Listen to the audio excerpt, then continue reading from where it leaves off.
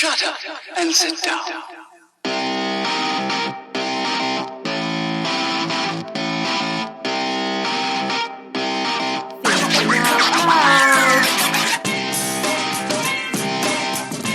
Three, two, one. Here we are, pre-recording live. This is Thinking Out Loud. I'm your host, Sam Bradley. I'm joined, as ever, by the mighty Rob Hughes. How you doing, sir? I am very good, my friend. How are you? Yeah, I'm really good, man. I'm ready to talk some UFC deep cuts MMA. I'm gonna try and talk about what I actually remember of the night. Mate, it was a hell of a card. Both cards, the prelims and the main That's the thing. card. This isn't the first time I've genuinely sat down and really enjoyed pretty much every match of the prelims, except the last one. But we'll get onto that later. I like the last one. Well, it started with oh man, what was the running order of that? Vic Reyes, Sherman Coulter. Yes. That was a good one. That was a good Sherman one. Coulter versus Rashad Evans. No. Rashad. No, Sherman Coulter. Yeah. Oh yeah, Rashad Coulter. Rashad, Fuck yeah. me. It was a good fight. It was a damn good fight. It was a stupid fight. It was a fight that if any of them were any better at fighting right now in their careers, they would have ended very early. They would have been on the main card as well. Yeah, you would have thought if Sherman had chopped at that leg and kept chopping it, because he chopped at it continuously for like 2 minutes. Yeah. And you saw his opponent was just staggering around. He was falling against the cage, and then he tried to go in for that one shot, that sort of glory Hail Mary over the top. Yeah, and he couldn't Superman. get it, and he kept putting himself in danger because then the other guy was fighting. It worked for him though. It worked for him. He got that really good elbow. Eventually. But you know, that's what most of this sport is. Eventually, you get a hit in that you need. You know, fair play to Coulter, first time fighting in the UFC. Yeah. Which, you know, that's going to be hard for anyone. Where has he fought before? Because he's got quite a few wins under his He's belt. got quite a few wins, but only as sort of other professional. I'm pretty sure he fought at I talk You about mean it all like the time. he was doing like kickboxing competitions and wrestling competitions? No. He's done MMA championships before. He's done with I'm trying to remember the name. What are I they? always mention about him. No, it's gone. It's gone. Full It's name his gone. head. Whatever. We'll post a link to what we thought Rob was thinking later. It's just going to be Live at the Apollo. He was on Live at the Apollo once and got beaten up afterwards. But he was underweight. Yeah. He was inexperienced. Yeah. But he was looking good. He had a really damaging left hook. It was 2 minutes in the first round. Yeah. And that was great. He did a lot of damage. Yeah. But he didn't follow through.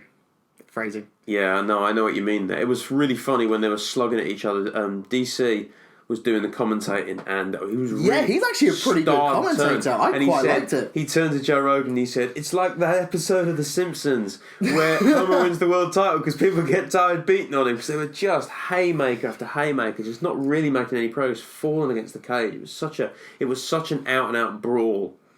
84%. So I managed to take one figure out of the fight, and you know me, I love a bit of facts and figures. Yeah, man. Sherman, 84% of his strikes were on legs. Yeah, I can totally believe that. But he had some very good high kicks.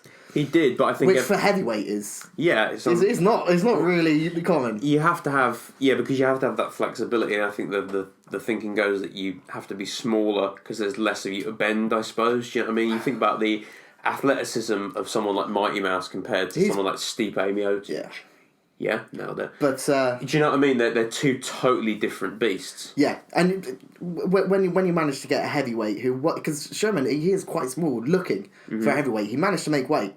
He's tall though, isn't he? He's a lot taller. He's got a massive reach. And by the looks of it, he does a lot of altitude training. So obviously his muscles are a lot more compact.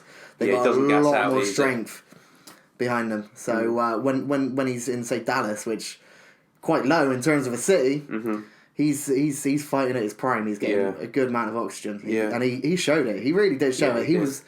He wasn't struggling stamina wise as far as I could see. Nuts. You almost expected him sort of every sort of other minute to sort of maybe back off, let him stagger about a bit, and then maybe go back in. You know what I mean? Pick his battle up. But he just kept coming forward. Yeah, it was a really good fight. What was after that then on the card? So after that one, Skelly and Knight. That was another good fight. That was a very good fight. And again, how well really, did he really fight surprising his back? There's better. But when you're looking at prelim fights like this, that was again another really high quality fight that any other night could easily have turned to a main card. I think if someone did drop out, we'll get to that later. But what I thought was they were both really good at one thing. Do you know what I mean? I think Jason Knight was a truly excellent wrestler. He had great transitions. He had that really horrible cut under his right eye, so he couldn't really see, but he was still fighting up off his back, blood going in his face. But Jack Skelly is a fantastic striker. Yeah. He won it up top. He knocked him down and was still in a position to maybe have landed another shot on the way down. One thing, they took it to the ground as that fight would end. Did you think that fight should have been ended a lot sooner than it was? No. See, because the ending was amazing. No, I'm talking about coming straight out in the third round. Yeah, that was great. I'm not talking about the knockdown. I'm talking about the knockout when he was on the floor and he was pounding. I don't think it was a knockout. He wasn't. I don't know as he was intelligently defending himself. It was Herb. No, it wasn't. It was Mataba. Okay, Jacob Mataba. But I think the ref made a good call. He let it go. I don't know. I think. I don't know. I think it was a question. It's been a questionable card for sort of refereeing because there was a couple of fights that you think should have been stopped a lot sooner. Yeah. And that was the first one. Do you think it could have something to do with? He ate like 8 punches on the ground. Well, which leads us nicely into our next fight. Eddie Alvarez versus Dustin Poirier. Well, we got into that one real quick. First round and a half. Yeah. One of the best fights I've seen. Oh yeah, 100%. That a prelim. I'm prelim as well. That's going to be a main card rematch straight up. You think? Yeah. I mean, I can. They're going to be back. I'm thinking December. They're going to be back. 215 maybe. Way off. Because you think all the main events from now to 214 so we got 212, 213, 240, Yeah, I think 215 maybe. 215, 216 at a massive October? stretch. 216 at a massive stretch. Yeah. But that will be, providing Alvarez can watch himself, that's going to be a phenomenal fight. What if that is the co-main event to Maia versus Woodley? Which we'll get to in a bit. Yeah, there's actually quite a lot we need to talk about on that one now. So let's go back to Eddie versus Dustin. What a good fight. What a comeback from Eddie Alvarez. I was still supporting Poirier the whole way through. No, I thought Eddie's spirit was good. Eddie was fighting. He fought so well. He was much more aggressive, but Poirier was so good at selecting his punches. Yeah, but Eddie was fighting the way he fought against Dos Anjos. Yes. Yeah. Yeah. Swinging, bloodied up, knowing if he stopped swinging, he would probably lose the fight. So he ends up pushing the guy back and getting into the. He took the centre of the octagon right after that mad brawl off the back of the cage. But obviously, he came out in an interview not that long afterwards and said that Poirier was calling for out. What do you think of that? Do you think Poirier was trying? Say that all again. So basically, I think it might just be a bit of banter between them. What is? I didn't get. Basically, I'm tripping over your English. Sorry, so do I most of the time. It's a cider. Right, let me just get my frame of mind back in. While Rob thinks, I've got to say, Rob is drinking absolutely fantastic liquid. It comes in a bag. It's cider from where is that from, sir? It's from Lily's Cider Barn over in Frome. So my local place. I can literally walk there and walk back, but I always end up buying like 20 litres of cider, so I can't walk back. And Rob is just a really big cider aficionado, and he's got it in this bag. It's like a catheter bag, and it's a similar colour, but it has like a wine stopper on it. Yeah. Because I am sophisticated. So if you hear, if it sounds like someone's using the bathroom, they're not, it's Rob filling us up. I'm glad I've at least got permission that I can fill up, because I am almost out. It's rhubarb cider, yes sir? It is indeed. Why don't you fill it up so people can hear it? Oh, okay. Where's the bag? There it is. This is just... There it goes. Okay. I don't know if that's going to be that great of... Get it poured. An audible... Get it poured. I'm pouring. You've got to be really careful on how you try and pour it. Because it's a bag, it's flexible. Oh, look at that! So you have to have a good handle on it. Oh, you got to have a good handle. You got to make sure you cup the bag. Phrasing. Ideal. There we go. So now, what were you thinking about Eddie and Dustin getting back? Right. So Eddie in an interview turned around and said when he and Dustin went in for a clinch, that Poirier was asking for an out. Of some way or another. What do you mean by asking for an out? Define what you mean there. It could be anything. He probably knew he didn't have the stamina. Was he saying something to Eddie? Yeah, well, supposedly.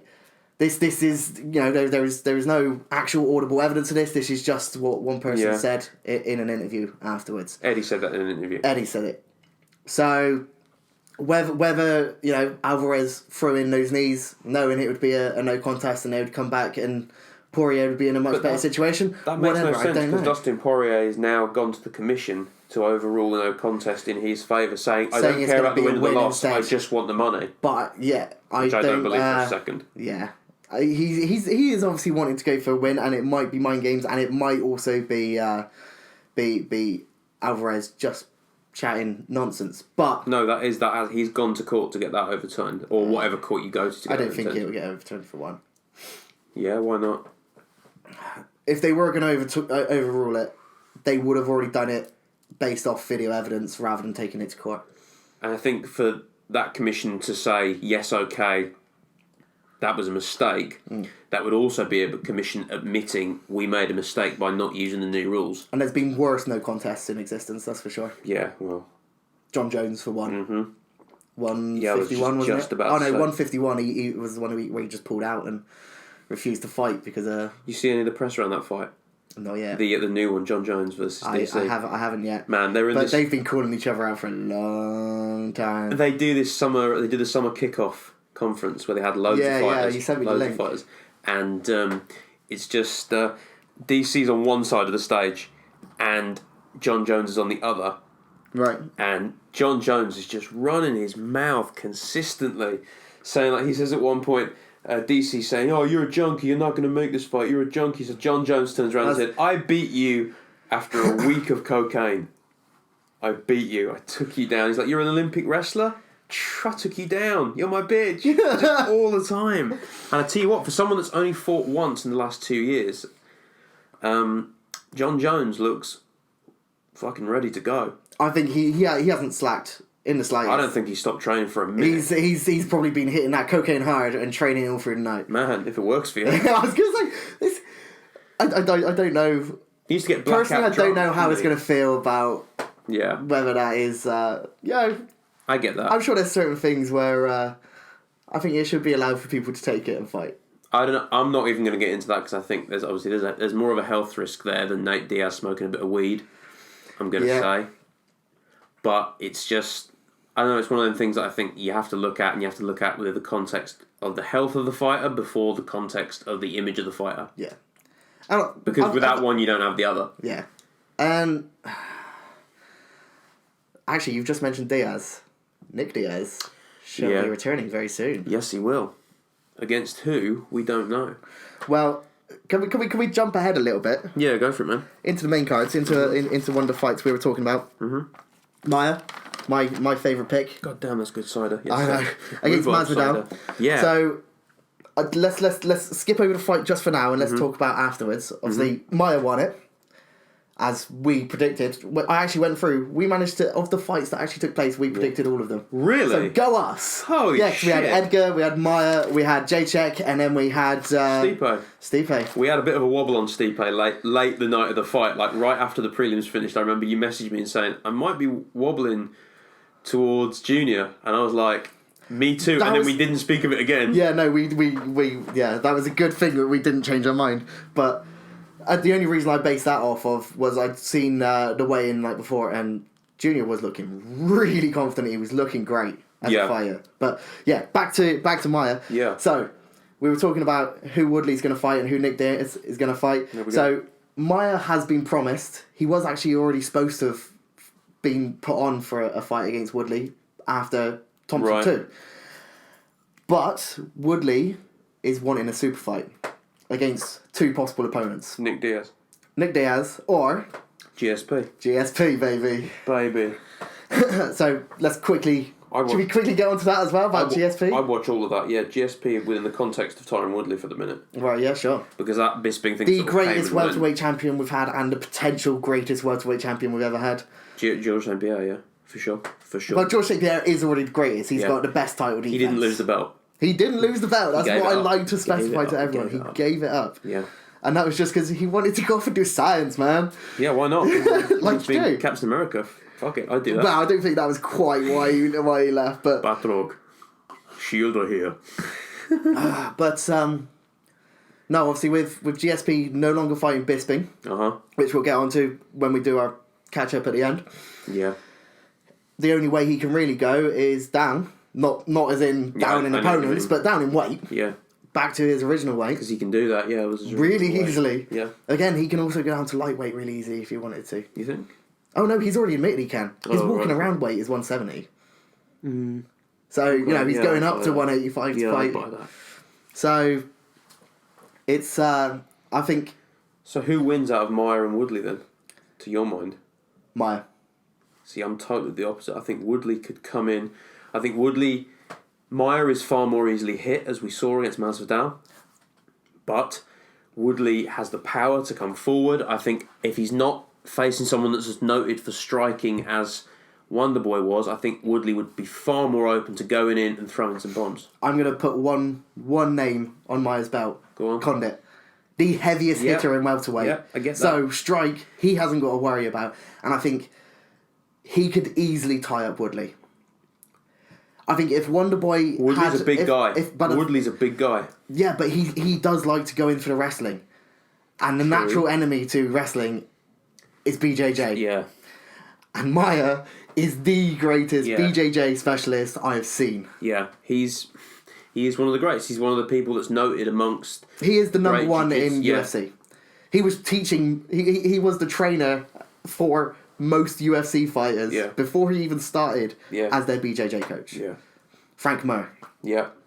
No, I get that. So you think Maia would win? I want Maia to win because I love Maia. Not in... I know what you mean. You want it to be like a title. Yeah. You love the idea of as the championship title holder. Yeah, I'd be totally down with that. And we know he can take hits. We know he can take some hits. Yeah. But Maia, he had so much to compliment Masvidal afterwards. And I completely agree. Masvidal, this is probably the best I have ever seen him in takedown defense and just rolling around. And you think that the way it was judged is because Masvidal gave his best striking, Maia gave his best jiu-jitsu. And they sort of said, we've seen the best of both, but Maia's jiu-jitsu is better than Masvidal's striking, and that's why Maia won the fight. Yeah. Maia left it quite late in a lot of rounds to take the points, in my eyes. True. Masvidal was coming heavy with the striking and even going for some takedowns himself. Yeah, he was. Which really surprised me, because the last person you want to try and take down is Maia. Yeah, absolutely. Especially when you're a boxer, you're noted for your stand-up game, as Masvidal. But it was round 3 that lost it for Masvidal. He was too hesitant. He was too laid back. Yeah, but if he'd thrown down, Maia he went in for that quick single, took the back, strikes. Yeah, perfectly. Yeah, and shows you that he has that element of his game. Yeah, so I guess since we're now in the main card, let's talk about... I have his name down here. I always forget his name. Branch. Jotko versus Branch. Yeah, man. How sharp did Branch look? Sometimes leaving the UFC and travelling a bit works, kids. Yeah. 100%. Return after, 6 years? Yes. That is, for one, that's a crazy amount of time. And... Dana won't take someone on. Yeah, Dana won't take someone on Bellator. That was what I was thinking about earlier. Pretty sure he's had a few fights in Bellator, but I don't know why suddenly that managed to come back into my mind. Gets the square. Yeah, boy. But yeah, 6 years out, it shows that you have for Dana to even contemplate bringing you back in. Yeah, it shows that you have gone out and made a decent name for yourself. Yeah. You have improved. Because he's not going to take someone back on who fought 6 years ago and they're worse. Yeah. Branch came back and he was phenomenal. His legs were fast. So much sharper. He was quick with the takedown. He was straight in with elbows. He was causing quick damage. Jotko, on the other hand, looked incredibly tired. He looked a lot like Eddie Alvarez, like he'd been knocked out very recently. Looked like he'd tried cutting some water quite quickly. Which, but he managed to make weight quite nicely in terms of the weigh-ins. But, he did. But he was still coming in really, really well. Southpaw fighter, took the centre straight away, which is a really good sign. He's 11 for 1.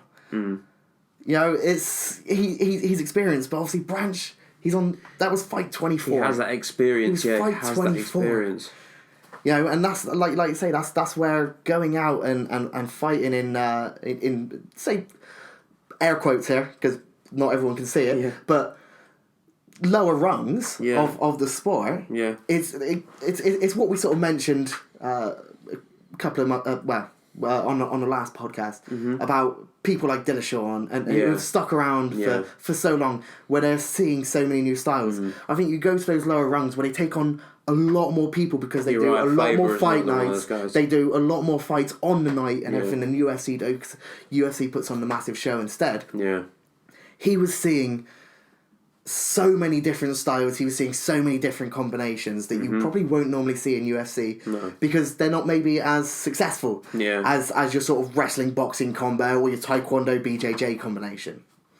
So that I think really, really, really paid off for Branch. Yeah, I would totally buy that. And again, God damn, that was great middleweight fight. God damn, that was eloquent, sir. Sorry, no. Let's move on to something that I can wax lyrical about. Can we just mention why Jotko and Branch were? It's written down. Let's go for it. So Pettis and Kajudo were both supposed to be fighting. First assist in his wrist. How painful and disgusting does that sound? And Kajudo buggered up his ankle. Was it? Yeah, it was his ankle. Was it his ankle or his Achilles or something? Something in his leg. Yeah. Something you do when you're doing... Something that's quite important for a sport. Something you get when you do submission defense practice the night before a fight. Yeah. Just saying, when you're doing a cut. But he was preparing himself for Pettis, and fair play to him for that. You know, he knew what he needed to do, and he knew he had to risk it, and he did, but it didn't pay off. No. But I think if we see a Pettis Kajudo rematch very soon, again, say looking at maybe low rung 214. Yeah, maybe. Yeah, you know, like a prelim again. Final prelim. Yeah, use it as the. It would be a really big one, and it'd be a good follow on to 11. So let's go up to now. Joanna Jędrzejczyk. Yeah, boy. This was my favourite championship fight so far. She was so. I got so good into this one. I wrote nearly 3 pages worth of stuff. She was so clinical. She was so quick. You watch her feet in that match. Go back and watch her feet. She never stopped moving. Andrade couldn't get the footing to do the heavy boxing. Kept on. She moved her around her inner leg the octagon. Kicks were phenomenal for 25 minutes while striking, while doing this really old-fashioned but really strong takedown sprawl defense. But I will grant Andrade. What is not to like? Andrade, one thing, I scored Andrade 10-9 first round because she was a lot more aggressive. Yeah, Jędrzejczyk came in, she took the centre, she had some good strong 1-2s, but Andrade was going really heavy with those inner leg kicks. Yeah. And it was starting to show. There was a bit of swelling you could see at the end of round 1 on Jędrzejczyk. Yeah. She was doing she was pushing her back a lot. She was going in, she was lunging in, head down, nice and fast. Yeah. And she was pushing her to the edge of the octagon. And she was going for those spikes, which she actually managed to get in the later rounds. Yeah, she did. That was a great spike. Do you know who she reminded me of a lot, that fight Andrade? She reminded me of Nate Diaz when he fought Conor the second time. The second time. When Conor even said, I kept hitting him, his face was leaking and he kept coming forward. Yeah. Right down to the leg kicks as well that she was employing. Personally, I think this was Jędrzejczyk's biggest challenge as a champion so far. Yeah. Because now you have to think, I do a lot of reading on this division, I think it's easily the best division currently operating in UFC, the women's strawweight, in terms of the talent coming up, the talent already there, and the champion of which is the third best fighter, I would say, pound for pound of all time, behind Mighty Mouse and Conor. Yeah. Right? So you look at that division and you have to say now, well, Thug Rose is going to get a title shot, so Joanna will match Ronda's record against Thug Rose, and then presumably the title fight where she could beat Ronda's record must certainly be against someone who is currently not on the radar. Think about that for a second, having a division so rich of talent that you are going out of the top 10 even. The title contender could not be around 2 title fights ago. Yeah. Look at that division. Think of the fighters in that division. It's growing very fast. What are they? 45 fighters they got in there now. Yeah. Something like that. Yeah, which they run at fight nights, UFC on Fox and all of that. There is a lot of. I think it's one of their biggest pools now. Fantastic. But it's a shame. I want to see that grow. I want to see that grow to the other positions. I want to see the lightweight division take off. The more than just the 2 there is. The Randomie and Holly Holm. Yeah. You know, and maybe even if we get some larger girls in, Yeah. That makes it sound No, like I know exactly what you I'm mean. looking for fat people, which, hello, I am, of course. I know exactly But what you you know mean. what I mean? Some big fighters to take on people, say, like Chris Cyborg. Yeah, because there's only two of them. It's Durandamine and Cyborg. Durandamine and Holly Holm is the only one in lightweight at the moment. No, Holly Holm's gone back down to fight bantamweight. Has she gone down bantam again? She's fighting at 212 or 213 at bantamweight. Oh, okay. Yeah. That's the thing. I've been so hard up at the moment to. Would you watch Holly spend Holm time. versus Amanda Nunes? Oh hell yes! Two strikers. That'd Oh, be dope. hell yes. That would be dope. Two people that have beaten Ronda Rousey. Yeah. that's what it would always What, come like down the to. bookends of Ronda's career just come together. The one yeah. Well, the person who started the decline of her career and the one that finished it. Yeah, in 42 seconds. Yeah. Dana, 60 G's, baby. Thumbs up. 60 G's. But Man. Demetrius Johnson, I know we mentioned him last time. Yeah. But have you heard his quote to Ronda Rousey? What did he say? Everybody loses. Grow up. Yeah. That's what he's got to say. Because he's a champion at flyweight, and he's lost. Yeah. But he came back, and I don't know why. Ronda could easily do the same Yeah. if she focused on it. Yeah, exactly. That's There's what no he denying said. she is a natural talent. Mm-hmm. She just needs to She was focus a down stunning on it. fighter. And she could easily come back, take the bantamweight. When I was, I lived in America for a very short time. I know, right? In my late teens. I've lived in Bath and I've lived in Frome. Go me. No, when I was in America that time, spent a night in Edinburgh. Ronda Rousey was at the height of it, and it was right. But I was in America right before she fought Holly Holm, and it was the whole thing of Ronda's our girl. She's definitely going to win. This is a done deal. And I was around when that collapsed, and suddenly the media had to make a big thing of Holly Holm. And not They struggled Ronda with Rousey. it. They struggled with it, but I think that's why they were Rob's falling quite. up again. Yeah, it's too good. Yeah, they did struggle with it Too because the good. narrative was broken. Yeah, but they also struggled taking it on with Misha Tate, and they struggled even more taking it on with Nunes. You just have to look at the advertising that went ahead over 209. Yeah. The Rousey Nunes fight. Yeah. It was all about Rousey. I loved it when But she wasn't, as far as I'm concerned, when you're doing stuff like that, you go for the champion. Yeah. Not supporting, but it's the champion that's the main fighter there all the time. It has to be because they're defending the title, yeah. But I feel with GSP Bisping, it would have been about GSP returning. Of course. I think that would have But weighed heavily obviously- on Michael Bisping's shoulders. Champion coming in after 2 years and trying to take on a bigger champion. It's, you take it or leave it, but... Yeah, returning to that women's division thing a minute. I think that some of the fighters in that pool are almost certainly going to start finding their feet and wanting other weight divisions. I think it could spill out into lighter girls or heavier girls. I was going to say, either we're going to see a massive boost in the flyweight. Yeah, for sure. Or I do like bantamweight female fighters. I think they have a lot to offer the sport and the way they approach boxing, the way they have to move. Yeah. Because they're a lot shorter, so they have a lower centre of gravity. And you get some great submissions as well. Yeah. Andrade, she has a great record on rear naked chokes. And she is flawless in getting into She them. couldn't get past Joanna's Soviet-like defences. Just very... No. My Iron Curtain. Very, very stoic. Oh, very 100%. Legs out, sprawl. This is what we're doing. Round 5 going in, she almost went for a submission herself anyway. Mm-hmm. It was she was turning those takedowns really well. She was trying to take the back. And She was going for the body triangles. It was in no doubt that she won. It was in no doubt. No. Ever in that fight, I don't think. Like I said, I scored the first fight to Andrade, but every subsequent Yeah, but it Joanna was very, won the last very four. easily. Yeah. Very, very easily, JJ. Obviously, after seeing the official fight card, they didn't score any to Andrade. But again, that's... But I can totally see that, because I scored all 5 to Joanna. Straight up, fair first enough. watching, second watching. But I never thought considered. the aggression and the damage that took place, because obviously Jacek was coming into the second round with a big welt on her head. Yeah. She was, She got and there is cracked. no denial that she was the most injured coming into that second round. Yeah. And I think Her leg was a little bit Andrade chewed up at that point as well, wasn't it? Yeah, because she had taken quite a few inner leg kicks. Andrade was aggressive. She was very, very technical in what she was doing. Yeah. So I disagree with the scorecard slightly, but again, It's cool, the subsequent 4 rounds easily Jacek. If we've learnt anything, it's that perception of rules can be bent. So let's go... No, rules are stalemate. That's all there is. Let's talk about a stalemate win. Stipe. Yeah, wow, that was an easy one. He just- I only have half a page of notes because that's all it lasted. It was so great to see a fighter. This is figuratively what happened. he felt an injury and he said, right, I need to end this fight. And then he ended that fight. It was his leg. You could see there was a lot of swelling going on his leg. Because all Dos Santos was going for was those inner leg kicks. He was trying to take out his leg. Cracked his shin, didn't he? I think. Cracked his shin a lot.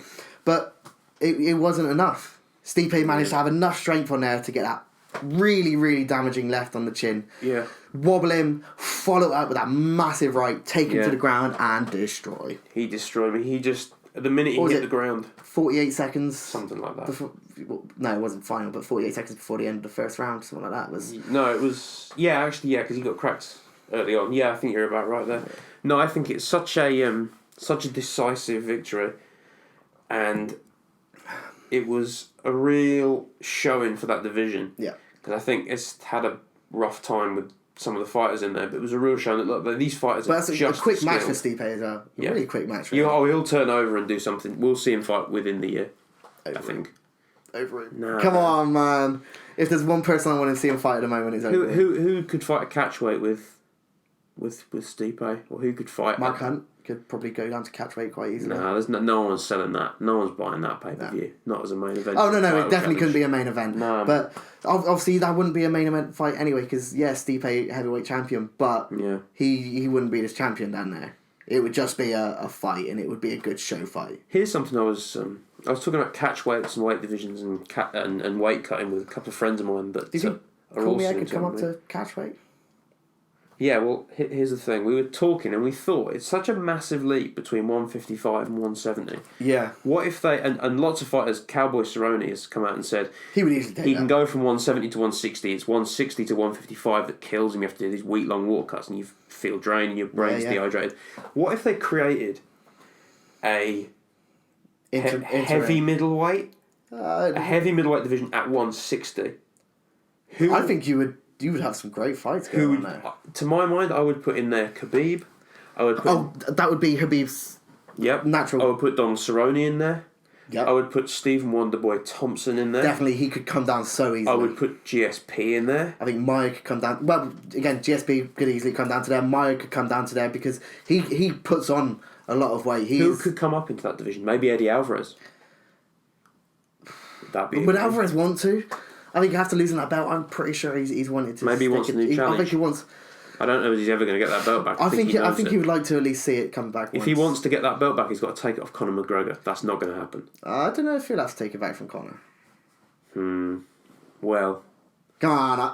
Like I said earlier, I want GSP to fight down the light at some point.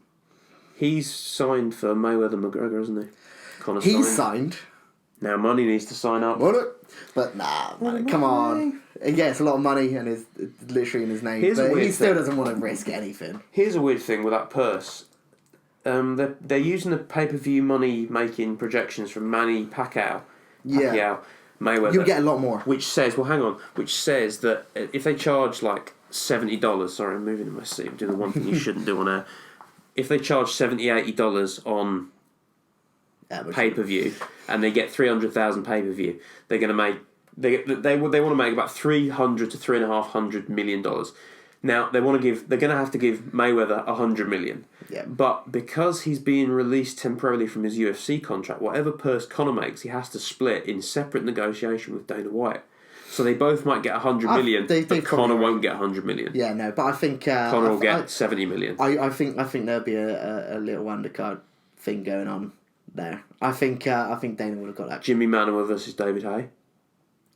See, this is the thing. Manuwa called out Haye after his last title fight. But come on, David Haye is not the sort of person who deserves, in my mind personally, deserves to be fighting in an undercard fight from, say... Well, have it as a co-main event. Do a huge... Oh, hell no. Charge $100 for pay-per-view. No, both names, in terms of Haye and Manuwa, none of them are big enough to justify a co-fight with two biggest names in their relative spots. Like a main event and a... serious undercard.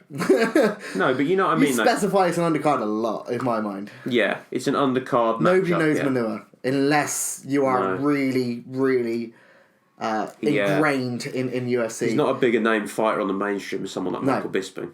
No. Or certainly not Conor McGregor, you know. But I do love the concept of just like a night, and this is where you get the promoters in of boxing versus MMA, who comes out tops. Yeah. But if you were to do that, as far as I'm concerned, you would have to be able to mix up the fights. There would have to be some that would be MMA, and there would have to be some that would be boxing. But of course, the Money time? McGregor fight would be boxing. Amateurs do that all the time, though. Yeah. But you don't usually get multi-million-pound promoters for it. That is true.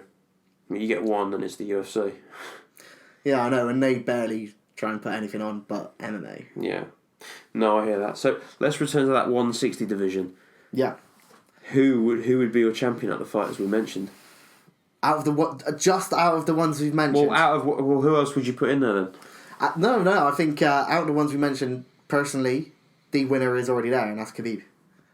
Against GSP. Ooh, what a fight. No, what a fight. Ooh, what a fight. Oh, God, I'm going to need some Khabib Nurmagomedov versus George St. Pierre. Oh, my. Oh. For the title of 160 champion, the first ever 160 champion. The very first. Oh.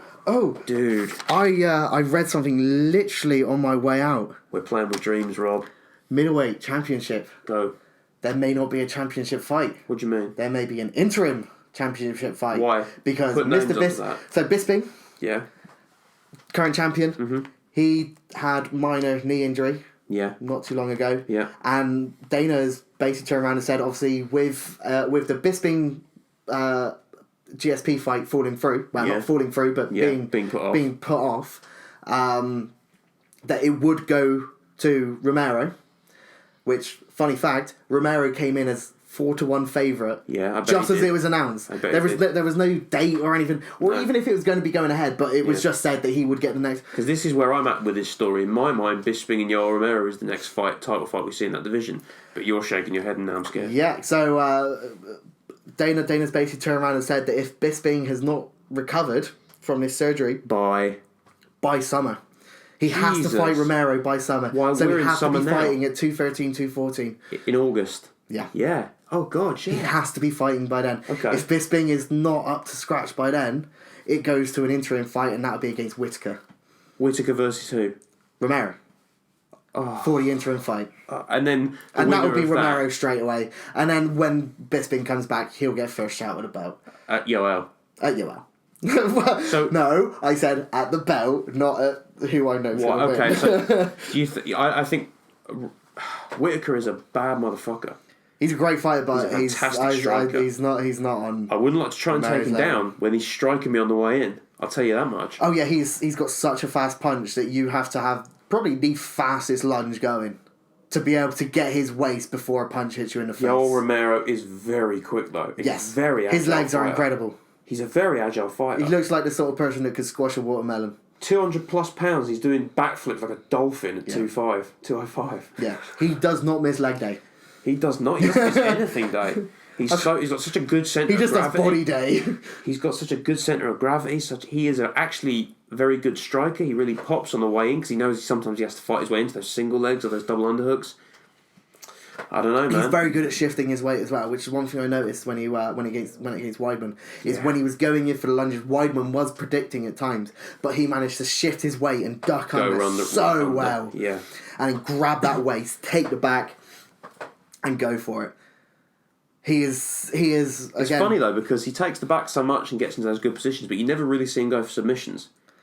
No, because he's a wrestler more than anything. But I think he would never lose the fact that for him obviously wrestling it was going for the pin more than anything. And I think like we were saying when McGregor fights Money, when say Money goes in for a clinch, the first thing McGregor's going to do is take the knee. I feel it's going to be the same thing for Romero. That he would just try and go for a pin, even though subconsciously he knows he shouldn't be doing that. Yeah.